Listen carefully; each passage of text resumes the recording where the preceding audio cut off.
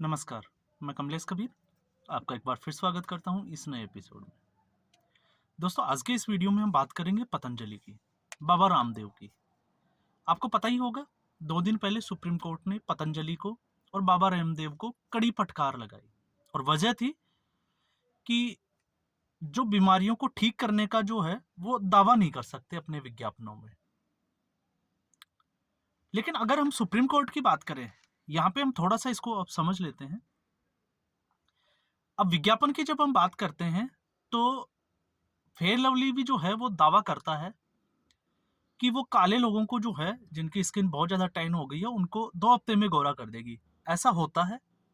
तो ये पॉसिबल नहीं है। इसके अलावा जिम लोग जाते हैं, लेकिन वहाँ पे जो है वो हार्ट अटैक वगैरह आ रहा है लोगों को। इसके अलावा माउंटेन ड्यू, आप उसका देखिए, वो स्टंट करके दिखाते हैं, जो कि रियल लाइफ में जो है पॉसिबल नहीं है। इस तरह के तमाम तरह के भ्रामक विज्ञापन जो है हमारे टीवी के ऊपर आप किसी ना किसी एपिसोड के ब्रेक में आप देख सकते हो। लेकिन फिर भी अब आप सोचोगे कि पतंजलि को ही टारगेट क्यों किया जा रहा है, जबकि पतंजलि की जो आयुर्वेद के जो जितने भी जो प्रोडक्ट है, अब आपने देखा होगा, ये हमारी सारे जो है वो किचन रेमेडी से जुड़े हुए हैं। किचन रेमेडी से कैसे जुड़े हुए हैं वो आप समझ सकते हैं। दादी माँ के नुस्खे ये आज से नहीं, हजारों सालों से जो है वो चलते आ रहे हैं। लेकिन सुप्रीम कोर्ट ने पतंजलि को, क्योंकि IMA Indian medical association Patanjali के खिलाफ कोर्ट जाता है, कोर्ट में उसकी सुनवाई होती है और कोर्ट में सुनवाई के दौरान कोर्ट जो है वो कड़ी प्रतिक्रिया देता है बाबा रामदेव के ऊपर कि वो किसी भी बीमारी के ठीक होने का दावा नहीं कर सकते। अब इसमें एक चीज जरूर हमें समझनी चाहिए कि हम किसके साथ खड़े हैं। बाबा रामदेव के साथ में खड़े हैं या फिर हम इंडियन मेडिकल एसोसिएशन के साथ खड़े हैं, क्योंकि दोनों ही अपनी अपनी जगह अगर हम देखें तो चिकित्सा से जुड़े हुए क्षेत्र है। लेकिन अगर हमारी पुरातन अगर हम चिकित्सा पद्धति को स्टडी करते हैं तो उसमें आप चाहे महर्षि सुश्रुत को पढ़ लीजिए, आप चाहे महर्षि चाणक्य को पढ़िए, इसके अलावा सारंग को पढ़िए, वाग्भट को पढ़िए, और ऐसे बहुत सारे जो है वो आपको मिल जाएंगे जो हर बीमारी का दावा करते थे और उसमें जो है वो उसको ठीक करने का उनका दावा होता था कि आप जो है वो इस तरह से इस बीमारी को ठीक कर सकते हैं। और जब चिकित्सा पद्धति की हम बात करते हैं तो नेचुरोपैथी, इसके अलावा आयुर्वेदिक, आयुर्वेदिक के अलावा होम्योपैथिक, एलोपैथिक और इलेक्ट्रोपैथी और इसमें एड ऑन हो गई है। तो पहले जो है वो एलोपैथी से पहले, क्योंकि एलोपैथी जो है वो आपने देखा होगा कि एक मेडिकल के बाहर हम जाते हैं तो वहां पे अंग्रेजी दवाइयां लिखा हुआ मिलता है। तो अंग्रेजों की जो चिकित्सा पद्धति थी उससे पहले हमारे यहाँ पे नेचुरोपैथी भी चलती थी, आयुर्वेदिक की पद्धति भी चलती थी और होम्योपैथ, ये 3 चीजें जो है वो बारी बारी से जो है वो एड ऑन होती चली गई। लेकिन हमारी जो चिकित्सा पद्धति थी वो थी आयुर्वेदिक, नेचुरोपैथी। अब जब 1940 में आपने देखा, आप जब इसकी स्टडी करोगे तो 1940 में अंग्रेजों ने एक कानून बनाया और उस कानून में यह चीज मेंशन कर दी कि जिन बीमारियों का इलाज अंग्रेजी दवाइयों से नहीं हो सकता, उनका आप प्रचार प्रसार या विज्ञापन के थ्रू या इसको उन बीमारियों को ठीक करने का आप दावा नहीं कर सकते।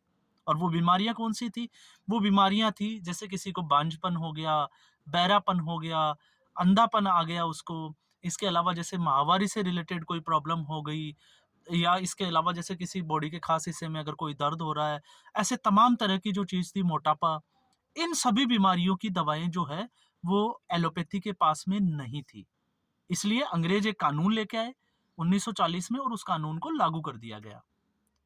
उसके बाद में 1947 में भारत आजाद हो जाता है और भारत आजाद होने के बाद में इसका एक रिव्यू किया जाता है और रिव्यू जो है वो पंडित जवाहरलाल नेहरू की सरकार में किया जाता है 1954। और 1954 में इसको वापस से जो है फिर एक एक्ट बना दिया जाता है और उस एक्ट में जो है वो कोई खास बदलाव नहीं किया जाता। मतलब हम ये समझ सकते हैं कि हम जो है, जो बीमारियों का इलाज एलोपैथी के पास नहीं था, हम उन बीमारियों के इलाज का दावा नहीं कर सकते। इसको नेहरू ने कानून बना दिया। और नेहरू ने कानून क्यों बना दिया?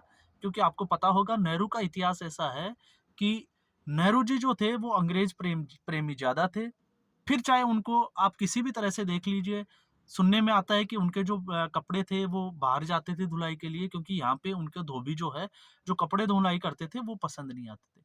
उनका जो सिगार या सिगरेट जो था वो बाहर के कंट्री से आता था। इसके अलावा उनके आस-पास जो है वो अंग्रेजी जो महिलाएँ थी, उनसे बात करना उनको पसंद था, अंग्रेजी किताबें उनको पढ़ना पसंद था, अंग्रेजी बोलना उनको पसंद था। तो अंग्रेज़ों भारत से ज़्यादा जो है वो नेहरू जी अंग्रेज़ों से बड़ा प्रेम करते थे। और यही एक वजह थी कि इसको जो है वो कानून बना दिया गया। और उसी कानून की वजह से आज जब हम मोटापे की बात करते हैं तो सबको पता है कि अगर जो इसको महर्षि पतंजलि की अगर योग सूत्र किताब को पढ़ लेगा, या इसको हम कहें कि अगर हम एक्सरसाइज करते हैं, हम व्यायाम करने के बाद में गर्म पानी पीते हैं, उसमें नींबू डाल के पीते हैं, तो सबको पता है कि इससे मोटापा जो है वो कम हो जाता है। लेकिन फिर भी आप इसका प्रचार नहीं कर सकते। क्यों नहीं कर सकते? क्योंकि अंग्रेजों का ये कानून बनाया हुआ है, क्योंकि आप मोटापा जो है उस बीमारी का कोई इलाज नहीं है।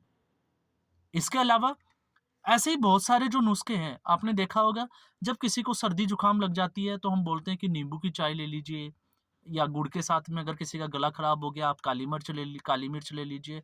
और ऐसी बहुत सारी रेमेडीज जो आपके दादी नानी मामा मामी या आपके घर में जो है वो अक्सर हमें, जिसको हम कहते हैं कि काढ़ा बना के दिया जाता है, लेकिन आप उनको जो है वो आप यूज कर सकते हो, आप उनसे जो है वो ठीक हो सकते हो, लेकिन आप जो है वो सार्वजनिक तौर से इसका विज्ञापन नहीं कर सकते।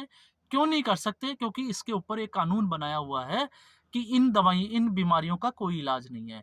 और पतंजलि के जो अभी जिसको हम बात करें कि बाबा रामदेव जो इसके प्रचारक है, वो जो है वो लगातार इस चीज का दावा करते हैं कि अगर आपको मोटापा है तो आप इस मोटापे को ऐसे कम कर सकते हैं। डायबिटीज जो है, शुगर, अगर किसी की शुगर बढ़ जाती है तो हम समझते हैं कि उसको जो है वो करेले का जूस पीना चाहिए, लौकी का जूस पीना चाहिए, ये हमारे घरेलू नुस्खे हैं। एलोवेरा का जूस पीना चाहिए। ये तमाम तरह की चीजें, जिससे कि डायबिटीज हमारी जो है वो कंट्रोल हो जाएगी, और साथ में हमें जो है हमारा वेट लॉस भी करना चाहिए। लेकिन अगर बाबा रामदेव इसका दावा करता है तो फिर इससे जो है वो आईएमए को प्रॉब्लम हो जाती है। और जहाँ अंग्रेजी दवाइयों की बात करते हैं, आज जो बहुत सारे लोग जो हैं वो बाबा रामदेव के खिलाफ भी खड़े हैं। तो एक बार हम उसको छोड़ दीजिए, वो अंग्रेजी दवाइयाँ, अगर किसी के बीपी या शुगर की अगर कोई दवाई चल रही है तो आप देखोगे कि जब उस व्यक्ति की मौत होती है तब तक उसके दवाइयाँ चालू होती है। तो क्या अंग्रेजी दवाइयाँ उसको ठीक करती है या ठीक कर सकती है? ऐसा नहीं होता। लेकिन आयुर्वेद में और जो नेचुरोपैथ, या इसको हम कहें योग में, ऐसी बहुत सारी जो है वो एक्सरसाइजेज वगैरह दी हुई है जिससे हम जो है इन बीमारियों को ठीक कर सकते हैं।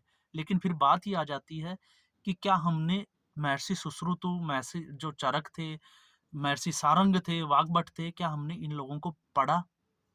यही एक मेजर प्रॉब्लम आती है, क्योंकि हमने इसको पढ़ा ही नहीं।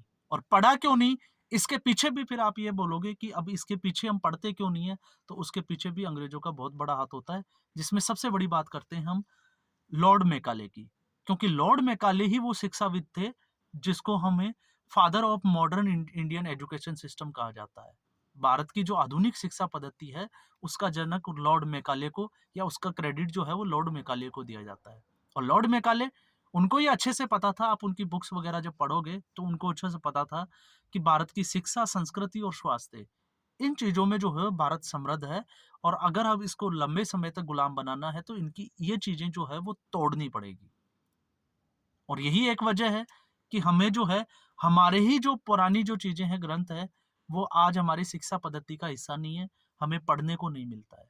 लेकिन अगर हम उनको पढ़ने की कोशिश करते हैं तो फिर हमारे ऊपर एक कानून बना दिया जाता है कि आप जो है वो इसका प्रचार प्रसार नहीं कर सकते, आप इसका जो है वो दावा नहीं कर सकते।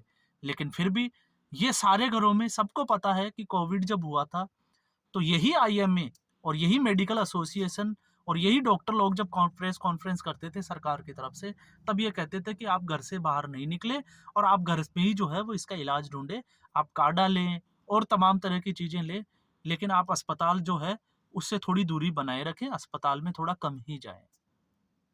और आप देख लीजिए, बहुत सारे लोग थे जो कोविड जब उनको समय चल रहा था, उस ड्यूरेशन में जो है वो लगातार काढ़ा पी के जो है वो उससे बचाव को देख रहे थे और बच भी गए थे। और जितने भी लोग जो हॉस्पिटल में गए थे, उनका क्या हुआ, वो भी आप सभी को पता है कि ज़्यादातर लोगों की जो है वो मौत हो गई थी। इसके अलावा अब हम बात करते हैं दूसरे, इसको पॉइंट ऑफ व्यू से देखते हैं, तो जितने भी आज आप देख लीजिए मेडिकल रिप्रेजेंटेटिव जो है वो बड़े-बड़े डॉक्टर्स को ऑफर देते हैं उनकी मेडिसिन लिखने के लिए।